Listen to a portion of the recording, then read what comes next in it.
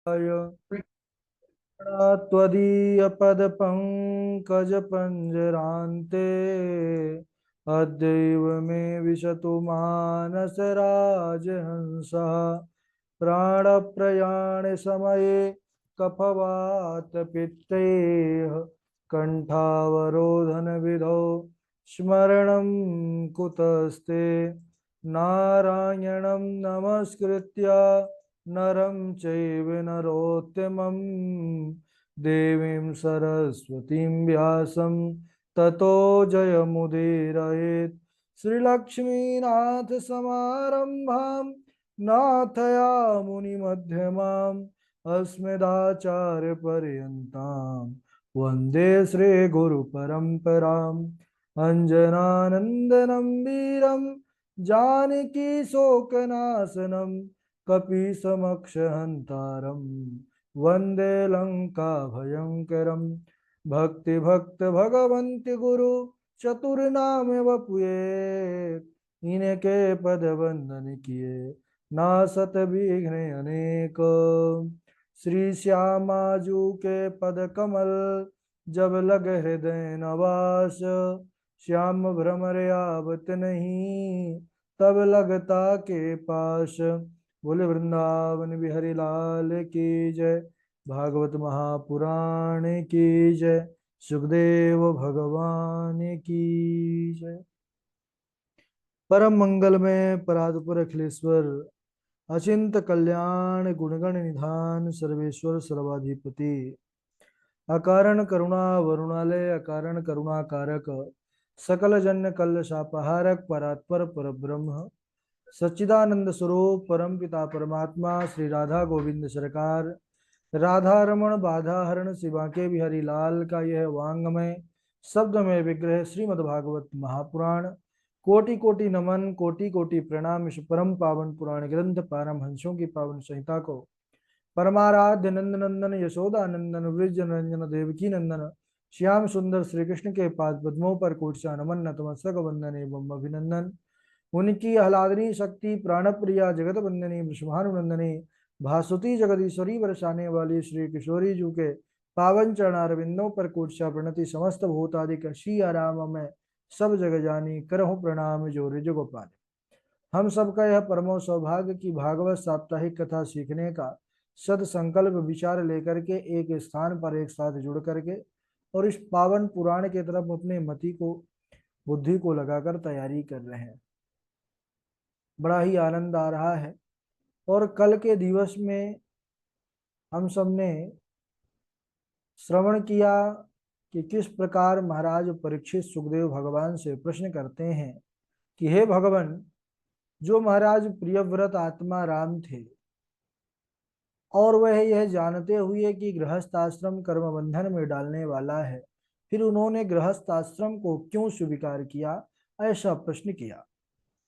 उस समय सुखदेव मुनि प्रश्न का उत्तर देते हुए कहने लगे कि देखिए राजन, यद्यपि गृहस्थाश्रम बंधन में डालने वाला है, लेकिन जिनका मन भगवान के चरणों में लग चुका है उसका फिर गृहस्थ आश्रम भी कुछ नहीं बिगाड़ सकता।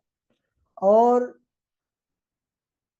वह तो गृहस्थ में जाना ही नहीं चाहते थे, सन्यास का विचार बना चुके थे। लेकिन जब स्वयंभू मनु ब्रह्मा जी के पास गए कि समझाइए गृहस्थ में प्रवेश करें, क्योंकि वहीं से अभी सृष्टि का शुभारंभ हुआ है, तब ब्रह्मा जी समझाए कि देखो, आप गृहस्थ आश्रम में प्रवेश करो, क्योंकि आपका मन भगवान के चरण कमल रूपी किले का आश्रय ले रखा है। जो भगवान के चरणों में आश्रित हो चुका है, संसार की माया उसको नहीं पकड़ सकती। और कहते हैं भयम प्रमत्तस्य वने स्वपि स्यात् यथा शास्ते सहसत् सपत्न्यः जितेन्द्रियस्यात्मरतेर्बुधस्य गृहाश्रमः किं नु करोत्यवद्यम्। कहने लगे कि ब्रह्मा जी ने कहा कि बेटा, जो असावधान है, जिनकी इंद्रियां वश में नहीं है, वह वन में भी रहें तो वन में भी कल्याण नहीं होता, उनका पतन हो जाता है। और जिनका मन जितेंद्रिय है जो, वह तो गृहस्थ आश्रम में भी रहे तो कोई जो है उनको दिक्कत नहीं है। और इस प्रकार ब्रह्मा जी ने बहुत कुछ समझाया है और राजी हो गए विवाह करने के लिए। उन्होंने देवर्षि नारद की आज्ञा से प्रजापति विश्वकर्मा की पुत्री बरहिष्मति से विवाह किया है सज्जनों, जिनसे आग्नेन्द्र हिमजिह्व यज्ञबाहु महावीर हिरण्यरेता धृतपृष्ठ सवन मेधातिथि बीति होत्री और कवि नामक 10 पुत्र हुए और ऊर्जवस्वती नाम की एक कन्या भई। 10 पुत्रों में से 3 तो नैष्ठिक ब्रह्मचारी हो गए। ऊर्जवस्वती का विवाह दैत्य गुरु शुक्राचार्य जी के साथ हुआ, जिससे देवयानी का जन्म हुआ। महाराज प्रियव्रत की जो दूसरी पत्नी, उनसे उत्तम, तामस और श्वेत नामक 3 पुत्र हुए। वह अपने ही मनवंतरों के अधिपति हुए, अपने ही नाम वाले मनवंतरों के अधिपति हुए। एक बार महाराज प्रियव्रत ने क्या देखा कि जो सूर्य नारायण है पृथ्वी के आधे भाग को ही प्रकाशित कर पाते हैं, आधे भाग में अंधेरा रहता है। क्यों ना ऐसा कुछ किया जाए कि केवल अंधेरा हो ही ना, प्रकाश ही प्रकाश बना रहे, तो ज्यादा कार्य होगा, ज्यादा प्रगति होगी। इस प्रकार महाराज अपने ज्योतिर्मय दिव्य रथ में बैठ गए और सूर्य की गति से पृथ्वी की 7 परिक्रमा कर डाली, सूर्य की गति को स्तंभित कर दिया। और जब उसका परिणाम देखा कि दिन ही दिन हो रहा है, रात्रि हो ही नहीं रही, रात्रि बनी है विश्राम के लिए, तो अब जब दिन ही दिन रहा तो दिन रात प्रजा काम करते करते बीमार पड़ने लगी। तब उन्होंने अपने इस दुराग्रह का त्याग किया। लेकिन महापुरुषों का कोई भी कार्य अकारण नहीं होता, इसमें भी कल्याण हुआ जगत का सज्जनों। उनके रथ के पहियों से 7 समुद्र और 7 द्वीपों का निर्माण हुआ। समुद्र कैसे बने? जो पहिया जो अंदर को गया वो समुद्र हो गए, और पहियों के बीच का जो भूभाग था वो द्वीप बन गए। 7 समुद्र बने। पहला खारे जल का समुद्र, दूसरा गन्ने के रस का समुद्र, तीसरा मदिरा का समुद्र, चौथा घृत का, पांचवा दुग्ध का, और छठा मठे का, और 7वां शुद्ध जल का। 7 द्वीपों का निर्माण हुआ। कौन कौन से 7 द्वीप बने भाई? तो जम्बू द्वीप, लक्षद्वीप, शालमली, कुश, क्रौच, साग, पुष्कर द्वीप, इस प्रकार 7 द्वीपों का निर्माण हुआ। महाराज प्रियव्रत ने अपने एक एक पुत्रों को एक एक द्वीप प्रदान कर दिया और इसके बाद वन को चले आए और नारद जी से उपदेश प्राप्त करके वह आत्म तत्व को प्राप्त कर लिए। बोलिए भक्तवत्सल भगवान की जय। इनके जो ज्येष्ठ पुत्र थे आग्नेन्द्र, इनका विवाह पूर्व चित्ती नाम की अप्सरा से हुआ, जिससे नाभि आदि 9 पुत्र हुए, जिनमें से उनका विवाह मेरु की पुत्री मेरुदेवी से हुआ। अच्छा, नाभि जी का विशेष चरित्र है। एक बार महाराज नाभि संतान की कामना से यज्ञ कर रहे थे। उनके यज्ञ से संतुष्ट होकर भगवान प्रकट हो गए। कहने लगे कि वर मांगिए, हम प्रसन्न हैं इस यज्ञ से। तो जो ऋत्विज लोग थे आचार्य, उन्होंने कहा कि हे प्रभु, हमारे यजमान आपसे आपके ही समान पुत्र चाहते हैं। तब भगवान हरि ने कहा कि आप सरिस कहाँ खोजऊं जाई, आप सरिस कहाँ खोजऊं जाई, नृपताव तन में हो मैं आई। अरे इस जगत में मैं अपने समान कहाँ खोजूं, क्योंकि मेरे समान कोई दूसरा नहीं है, मैं ही हूं मेरे समान। तो अब मैं ही इनके पुत्र के रूप में अवतार ग्रहण करूंगा। ऐसा कह करके भगवान श्री हरि अंतर्ध्यान हो गए सज्जनों। समय आने पर महाराज नाभि के तेज से और मेरु देवी के गर्भ से ऋषभ देव भगवान का जन्म हुआ। बोलिए ऋषभ देव भगवान की जय। ऋषभ देव जब बड़े हुए तो इनकी ख्याति कीर्ति सर्वत्र दशों दिशाओं में फैलने लगी। स्वर्ग तक में इनके नाम का डंका बजने लगा। इंद्र ईर्ष्या करने लग गया। इंद्र ने विचार किया कि अरे कोई राजा मुझसे बड़ा श्रेष्ठ कैसे हो सकता है। तो ईर्ष्या के कारण मेघों को आदेश दिया कि अजनाब खंड जहां पर उनका राज्य है वहां पर बिल्कुल बारिश मत करना। अब इधर ऋषभ देव भगवान आंख बंद करके ध्यान लगा करके देखे, समझ गए कि अरे यह तो इंद्र की ईर्ष्या का प्रभाव है। तो उन्होंने अपनी माया से योग बल से खूब वर्षा कराई भाई। अरे भगवान का ही सब बनाया हुआ है। जब खूब बारिश हुई, इंद्र जब पता चला तो इंद्र समझ गया कि अरे मुझसे तो बहुत बड़ा अपराध हो गया। क्यों? क्योंकि जिनको मैंने साधारण मनुष्य समझा वह तो परम पिता परमात्मा है, सामान्य पुरुष नहीं हो सकते। इसके बाद इंद्र ने ऋषभ देव भगवान से क्षमा मांगी और अपनी पुत्री जयंती का विवाह ऋषभ देव भगवान से कर दिया इंद्र ने। उन जयंती से ऋषभ देव भगवान के 100 पुत्र हुए सज्जनों, जिनमें सबसे बड़े थे भरत। इन्हीं भरत के कारण हमारे देश का नाम आज भारत हुआ। भारतवर्ष कहा जाने लगा, पहले अजनाब खंड था। अब सबसे बड़े भाई जो थे इनका नाम भरत था। इनसे छोटे जो थे कुशावर्त, इलावर्त, ब्रह्मावर्त, मलय, केतु, भद्रसेन आदि जो थे ये अपने ही नाम वाले स्थानों के अधिपति हुए। जो इनके नाम से बने थे स्थान वहां पर इनको बिठा दिया महाराज। और इनसे जो छोटे पुत्र थे वह भगवान के परम भक्त होने के कारण, योगी होने के कारण नौ भैया योगेश्वर हो गए, जो नौ योगेश्वरों के नाम से जाने गए। कवि हरि, अंतरिक्ष, प्रबुद्ध, पिप्पलायन, आविर्होत्र, द्रुमिल, चमस और करभाजन। ये भगवान के परम भक्त होने के कारण नौ योगेश्वर कहलाए। इनसे जो छोटे 81 भाई थे, ऋषभ देव के जो 81 पुत्र थे, यह भी कहने लगे कि महान श्रोत्रिय हुए। ब्राह्मणों के समान इनका आदर सत्कार होता था। और एक बार ये अपनी संतानों को उपदेश देते हुए ऋषभ देव भगवान समझा रहे हैं। क्या समझा रहे हैं? कि हे पुत्रों, यह मनुष्य शरीर जो प्राप्त हुआ है यह बड़ा दुर्लभ है। और यह शरीर जो बड़े दुर्लभ से प्राप्त हुआ है, मिला है, कहने लगे कि यह तुच्छ विषय भोगों के लिए नहीं मिला है, क्योंकि यह सब तो अन्य योनियों में भी प्राप्त हो सकता है। इसीलिए इस शरीर के रहते दिव्य तप करना चाहिए।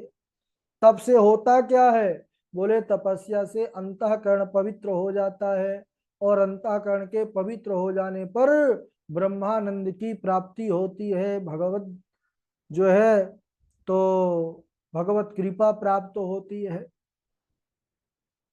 और समझाने लगे क्या? कि महत सेवाम द्वार माहुर विमुक्ते तमो द्वारम योषिताम संगी संगम महांतस्ते समचित्ता प्रशांता विमन्यवास्त्रुहदा साधवोए। हे पुत्रों, प्रजाजनों को समझाते हुए ऋषभ देव कह रहे हैं कि जब तक यह शरीर है तब तक महान पुरुषों का, महात्माओं का संग करना चाहिए। क्यों? बोले महात्माओं के संग से मुक्ति की प्राप्ति होती है, विषयी लोगों के संग से नरक की प्राप्ति होती है। बोले महान पुरुष कौन है? महान तस्ते समचित्ता प्रशांता विमन्यवः सुहृदः साधवोए। महान पुरुष वे ही हैं जिनका चित्त समता से युक्त है, जो परम शांत हैं, क्रोध आदि से जो रहित हैं, जो सबके परम हितैषी हैं, ऐसे महात्माओं के संग से मुझ वासुदेव में प्रेम उत्पन्न हो जाता है। और हे पुत्रों, जब तक मुझ में प्रेम उत्पन्न नहीं होता तब तक देह बंधन से छुटकारा नहीं मिलता। इसके बाद कहते हैं, गुरुर्न सस्यात् स्वजनो न सस्यात् पिता न सस्यात् जननी न सस्यात् दैवं न तस्यान्न पतिश्च सस्यात् नमो चेद्यः समुपेत मृत्युम। गुरुर न सस्यात् स्वजनो न सस्यात्। वह गुरु गुरु नहीं, पिता पिता नहीं, माता माता नहीं, स्वजन स्वजन नहीं, देवता देवता नहीं, पति पति नहीं, जो जन्म मरण के बंधन से छुटकारा दिलाकर मुक्ति ना करा दे। इसके बाद ऋषभदेव भगवान कहते हैं कि पुत्रों, समस्त भूतों की अपेक्षा वृक्ष श्रेष्ठ हैं, वृक्षों की अपेक्षा चलने वाले कीटादि श्रेष्ठ हैं, कीटादिकों की अपेक्षा पशु श्रेष्ठ हैं, पशुओं की अपेक्षा मनुष्य श्रेष्ठ हैं, और मनुष्यों में भी सर्वश्रेष्ठ हैं ब्राह्मण। इसके बाद यहाँ पर ऋषभदेव भगवान नारायण स्वरूप स्वयं ब्राह्मणों की महिमा का वर्णन करते हैं। क्या करते हैं इसको हम अगले दिवस श्रवण करेंगे।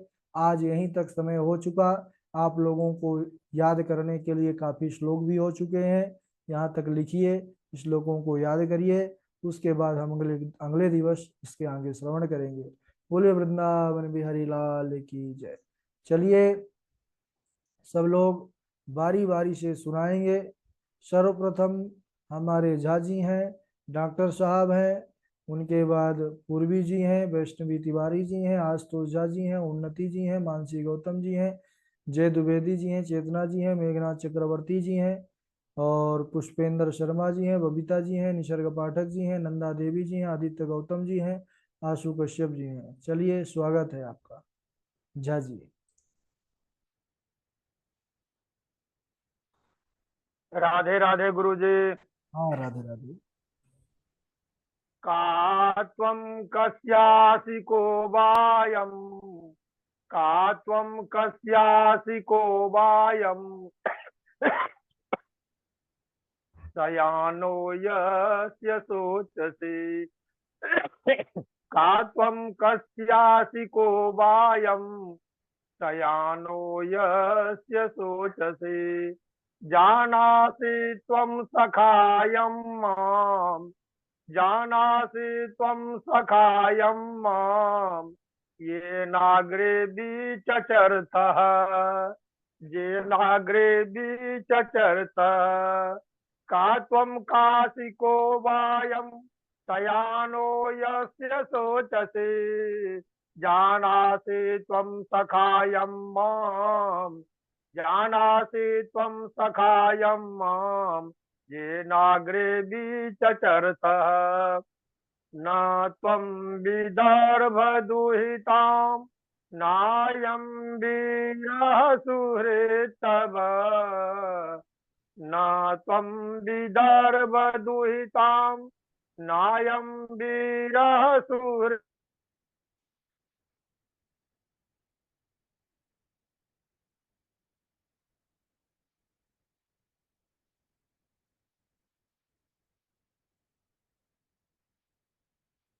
चलिए डॉक्टर साहब, डॉक्टर साहब सुनाएंगे।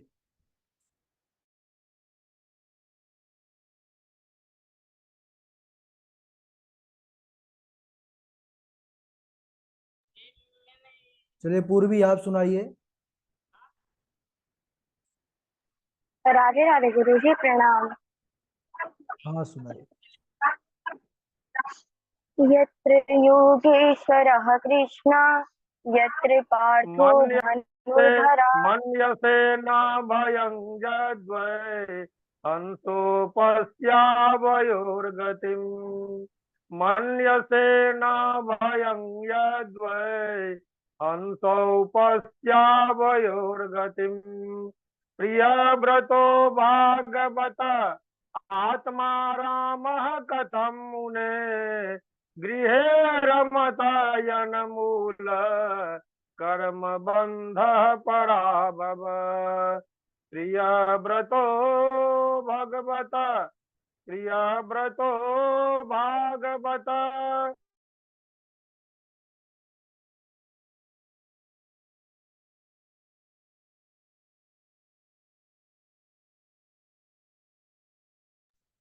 चलिए डॉक्टर साहब सुनाइए।